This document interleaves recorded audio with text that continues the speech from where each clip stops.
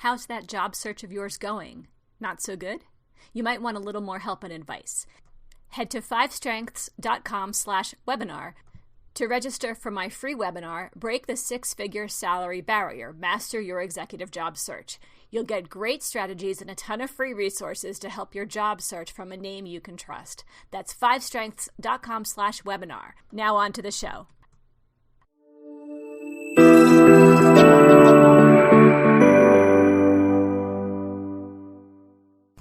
Hello, and welcome to the Job Search Podcast. I'm Amy L. Adler. I'm an executive resume writer with 5 Strengths Career Transition Experts. And I'd like to talk to you today about 5 skills that you need for successful job search networking.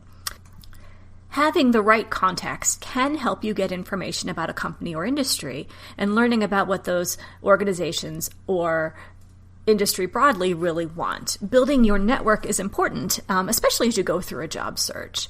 Ideally, you will already have some foundation for your network, but developing it further can help you find the right opportunity.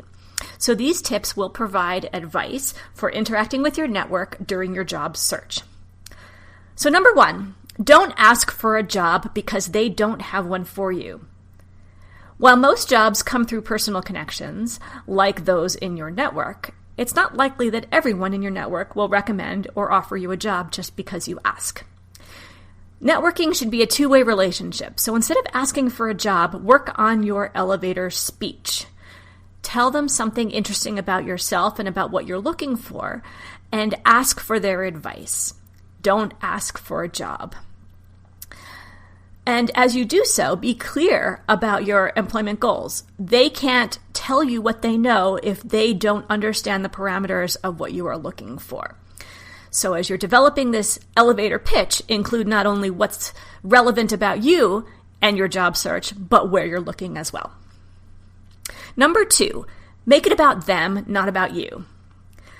Offer assistance to people in your network or to new contacts you have made, because it is much more likely that they will open up to helping you down the road if you've already engaged with them in a realistic way first.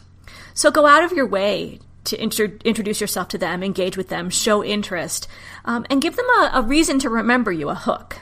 This relationship needs to be built on trust, and once the foundation is stable, your contact will think of you the next time an opportunity arises that they think you're a right fit for. So if you're creating quality relationships with people, you're not making contacts just to make a contact. You're not just collecting business cards. You're actually having a relationship. And a side note, don't just reach out to your network when you need something. Try to contact at least 2 people from your network a week. Check in with them. Ask them questions in general about their work, their well-being, and any ways that you can help them. Volunteer if it's appropriate. And also, remember to say thank you. This should go without saying, but I want to emphasize it. Write thank you notes to any recruiters you're meeting with, referring to the conversation that you had so they remember who you are. Emails are a fine way to say thank you when you're talking to people in your network. And when you do get an opportunity to talk to somebody or even a job offer based on a connection that you have, don't forget to show your appreciation. Being thankful goes a long way, and people will remember this. Your recruiters will remember this, and your contacts will remember it too. Number 3, get outside your industry, because your job function might be transferable elsewhere. So schedule and attend 2 or 3 networking events per month to find groups you want to join. Use those meetings to make network connections and build relationships. You should have business cards ready to hand out, but don't be racing around to hand them out or collect them. Have the conversation first, then exchange cards. Make the connection, but don't appear desperate. You want to be genuine, you want to ask questions, and remember, you're trying to help them first. So say positive and be aware of your body language and create a memorable conversation that makes you approachable. Number 4, ask for additional contacts to whom you might reach out. Contacts within your network have a network of their own, and if they mention people in the industry you are pursuing a position in, ask for an introduction. After developing a good relationship with your contacts, you'll be able to ask them for connections to people that they know. And because you'll have credibility at this point, they will be more than happy to make those introductions for you. Number 5, have a resume prepared, but wait until you build a relationship before you send it. This goes along with not asking for a job. People in your network don't need your resume unless they have asked for it. Giving it to them without being prompted can appear rude and forward.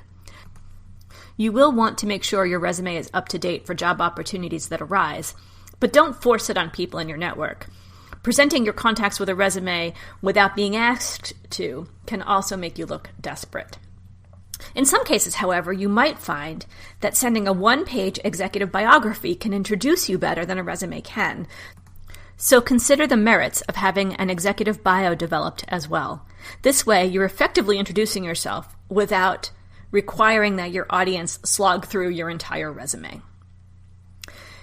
In conclusion, networking can be a great way to find your perfect job. In general, you want to think long-term regarding your network because relationships don't develop overnight. It takes time and patience and dedication. Make a point to consistently meet with new people and the people already in your network to start and develop those relationships. You should work on your networking skills throughout your professional career so that you have them accessible when you are ready to do some job searching. Through your network, you can learn about the industry, profession, the companies you're interested in, and you shouldn't discount connections and opportunities that can come with building your network. Thanks for listening to the Job Search Podcast. I'm Amy L. Adler. You can subscribe to this podcast at 5strengths.com/iTunes and 5strengths.com/Stitcher.